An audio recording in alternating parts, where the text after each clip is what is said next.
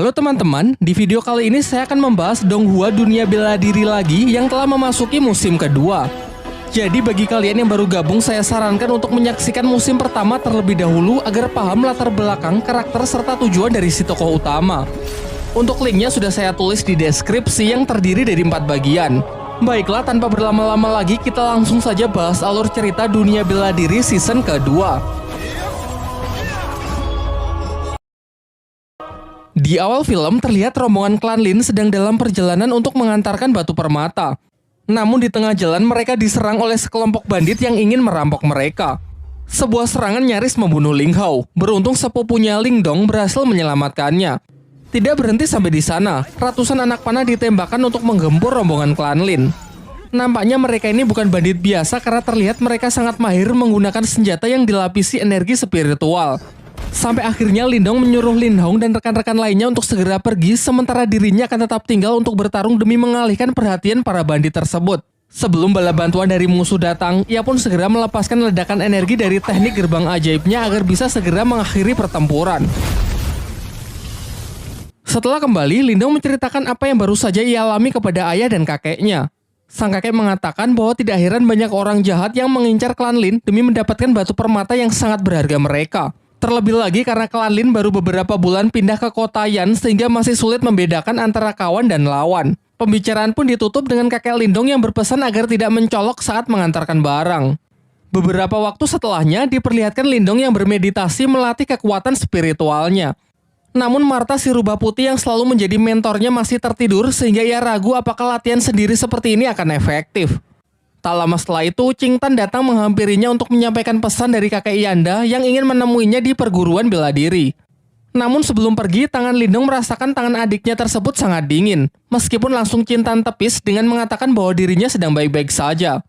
Singkat cerita, Lin Dong pun pergi dengan mengajak si Oyan sampai ke depan pintu gerbang perguruan yang dibaliknya nampak sebuah tepi jurang dengan banyak pulau-pulau yang mengambang di sekitarnya.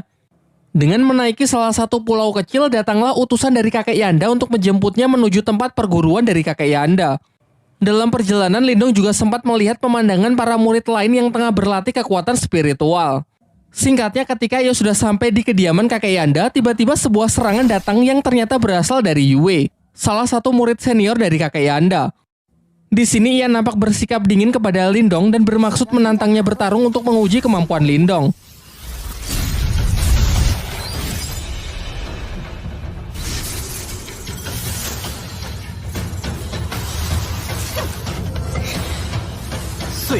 Namun ketika pertarungan mereka sudah mulai serius, kakek Yanda datang untuk segera menghentikan mereka. Kakek Yanda lalu menjelaskan bahwa tak lama lagi akan diadakan pertandingan antar perguruan bela diri yang disebut pertarungan menara. Namun di 2 pertandingan sebelumnya perguruan bela dirinya telah mengalami kekalahan, sehingga jika pertandingan kali ini ia kalah lagi, maka kepemimpinan dari perguruannya akan diambil alih oleh perguruan bela diri dari kota sebelah, yakni perguruan bela diri kota Tianhou. Jadi tujuannya memanggil Yue dan Lin Dong adalah untuk meminta bantuan agar mereka bersedia berpartisipasi mewakili perguruan bela diri kota Yan miliknya. Menurutnya dengan kekuatan spiritual Lin Dong yang telah mencapai tingkat lumayan tinggi, ia yakin kalau Lin Dong bisa memberikannya harapan. Lin Dong pun bersedia membantu mengingat jasa kakek Yanda yang beberapa waktu yang lalu telah menyelamatkan nyawa adiknya. Setelah pembicaraan mereka, kakek Yanda meminta Yue agar menemani Lin Dong berkeliling. Di sisi lain, di kota Tianhou diperlihatkan seorang kakek bernama Han Yu memiliki beberapa murid dengan kekuatan spiritual tingkat tinggi. Ia lalu menyuruh salah satu muridnya yang bernama Cao Zu pergi ke perguruan bela diri kota Yan untuk mengukur sudah sejauh mana persiapan dan kemampuan para murid di sana.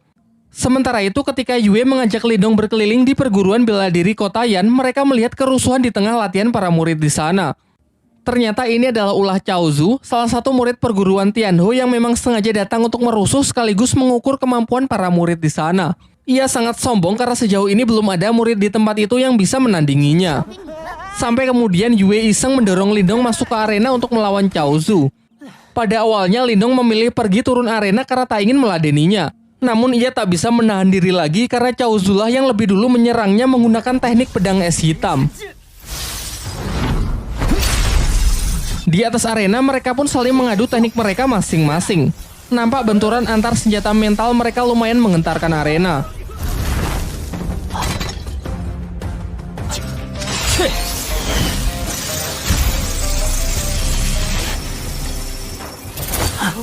Cao Zu ternyata tak hanya membual. Dengan teknik pedang es hitamnya, ia cukup sukses menekan jarum dewa milik Lindong. Namun di ujung pertarungan, Lindong mencoba teknik barunya dengan menahan serangan Cao Zu menggunakan segel batu rubah di tangannya. Nampaknya segel rubah itu tak hanya menahan. Tangan Lindong seakan menyerap energi spiritual dari lawannya tersebut. Ketika lawannya ingin melarikan diri, Lindong sejenak menghentikannya dan mengambil senjata dari lawannya tersebut. Diperlihatkan ekspresi puas dari Yue yang menyadari kalau kekuatan Lindong kini telah meningkat pesat. Di malam harinya, Lindong juga baru tahu kalau ternyata segel batu rubah di tangannya memiliki kemampuan untuk menyerap energi spiritual milik orang lain. Energi yang diserap kemudian dinetralkan dan diakumulasikan menjadi energinya sendiri sehingga kekuatan Lindong kini menjadi bertambah. Sementara itu, Cao Zu yang telah kembali menceritakan mengenai kekalahannya dari Lindong kepada Han Yu. Mendengar hal itu, Han Yu pun menjadi sangat kesal karena ia tak menyangka kalau perguruan bela diri rivalnya memiliki petarung yang sebegitu kuat. Di tengah kekesalannya, muncul aura yang sangat mengerikan dari balik tirai yang ternyata berasal dari Zutong, murid senior sekaligus yang terkuat dari Han Yun. Singkat cerita, besoknya Yue dan Lindong berangkat menuju ke tempat diselenggarakannya turnamen pertarungan menara. Di perjalanan, Yue berpesan kepada Lindong untuk berhati-hati terhadap seorang murid dari perguruan Tianho yang bernama Zutong, murid terkuat dari Han Yun. Setibanya di sana, semua peserta lain ternyata sudah berkumpul. Sembari menunggu para guru tiba, Cao Zu mengadu ke kakak seperguruannya yang bernama Liu Long perihal Lindong yang telah menghajar dan menyita pedang esnya. Pada awalnya, Liu Long basa-basi dengan menyapa Lindong dan meminta agar senjata adik seperguruannya tersebut dikembalikan. Namun Lindong malah berdalih karena menurutnya itu sepadan dengan kelakuan Cao Zu yang telah membuat rusuh di tempatnya. Ketika suasana semakin tegang, Yue berusaha menengahi agar jangan membuat keributan sebelum pertandingan dimulai. Tak lama setelah itu, datanglah para guru yaitu Han Yun dan kakek Yanda menghampiri mereka.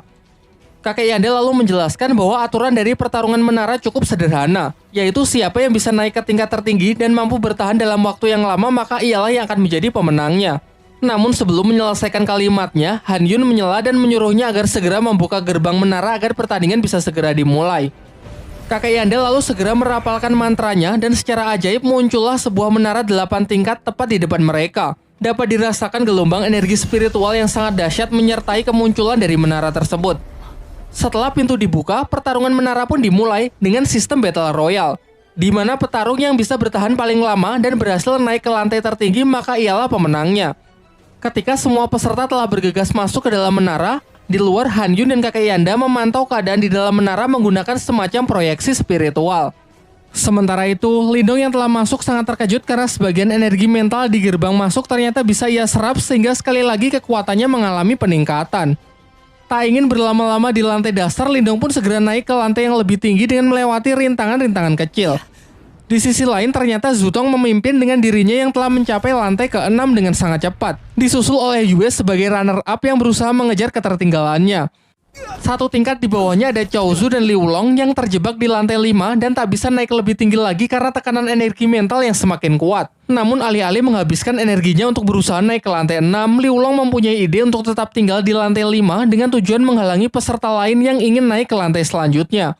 Dan benar saja, Lindong yang baru saja sampai di lantai 5 langsung mereka halangi. Cao Zu yang merasa dendam karena Lindong telah mempermalukannya sekarang mencoba untuk membalasnya. Bersama dengan Liu Long, mereka pun mengeroyok Lindong yang cuma sendirian.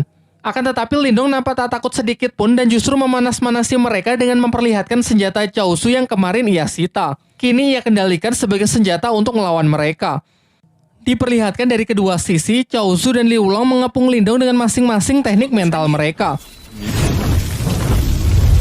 Pertarungan pun pecah. Meskipun nampak tak adil dengan pertarungan 2 lawan 1, nyatanya Lindong mampu mengimbangi mereka.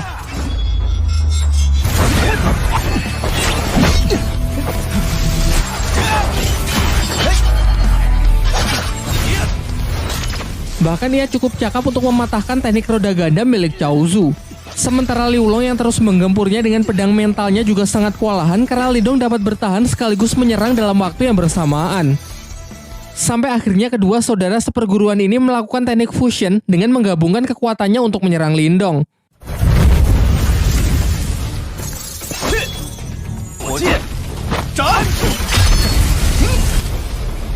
Nampak Lindong yang mulai keringat dingin karena sudah meremehkan mereka. Namun mengingat serangan itu didasari oleh energi mental, dengan segel batu rubahnya Lindong pun dapat menghisapnya sampai kering.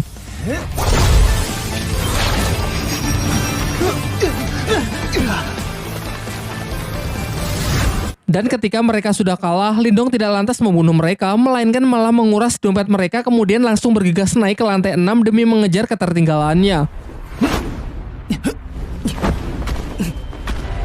Sementara itu di lantai 6 terlihat Yue yang berusaha keras untuk naik ke lantai 7, namun ia selalu gagal karena tekanan energi mental di sana sangat kuat yang jauh melebihi apa yang bisa ia bayangkan. Berbeda dengan rivalnya, Zutong nampak santai berpisah dengan Yue karena tinggal selangkah lagi ia sudah bisa naik ke lantai 7. Hal ini membuktikan kalau tingkat kekuatannya memanglah luar biasa kuat. Yue yang merasa kecewa dengan dirinya sendiri akhirnya melepas pegangannya karena telah kehabisan tenaga.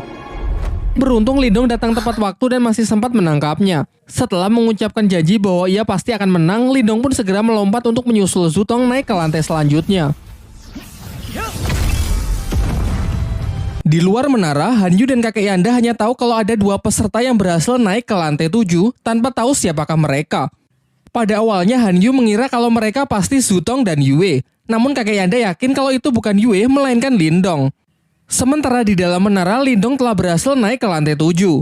Namun tidak hanya adanya tekanan mental yang jauh lebih kuat, karena di sana juga terdapat rintangan sambaran petir yang mencegah mereka naik ke lantai 8.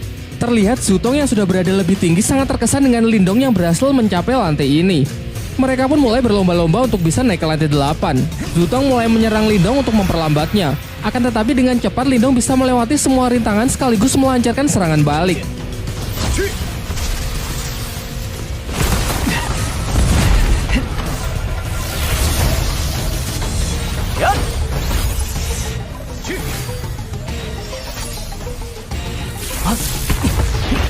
Sampai akhirnya mereka berhasil mencapai tempat tertinggi di lantai 7 dan tepat di atas mereka sudah terlihat pintu masuk menuju lantai 8. Akan tetapi tiba-tiba sebuah bola api raksasa jatuh yang siap melumat mereka.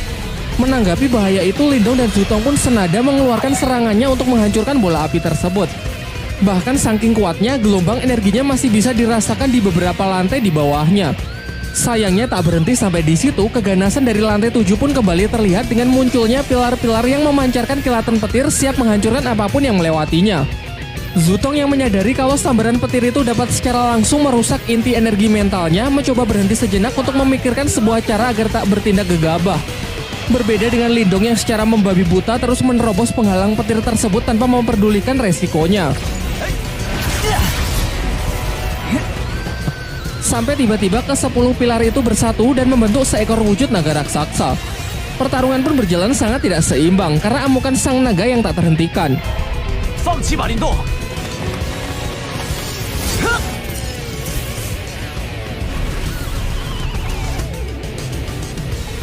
Di saat naga itu melilit Lindong, Lindong baru menyadari bahwa ular ini hanyalah bongkahan energi mental, di mana ini artinya ada kemungkinan kalau ia bisa menyerapnya.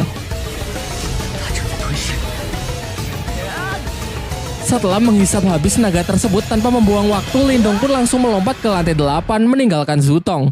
Di luar menara terlihat ada seorang peserta yang telah berhasil naik ke lantai tertinggi. Namun mereka semua beranggapan kalau Zutonglah yang berhasil mencapainya. Sementara itu di dalam lantai 8 terlihat ekspresi puas Lindong karena telah mencapai lantai tertinggi dan bisa memenangkan pertandingan kali ini. Di sana ia menemukan ada semacam prasasti kuno mengenai penyempurnaan teknik energi mental, sayangnya gagal ia pelajari karena tenaga Lindong yang telah terkuras habis. Namun ia tak lantas menyerah begitu saja. Di sekitarnya ia merasakan ada banyak energi spiritual yang bertebaran, ia pun bergegas menyerapnya untuk mengisi ulang tenaga sekaligus agar kekuatannya bisa naik ke tingkat 3.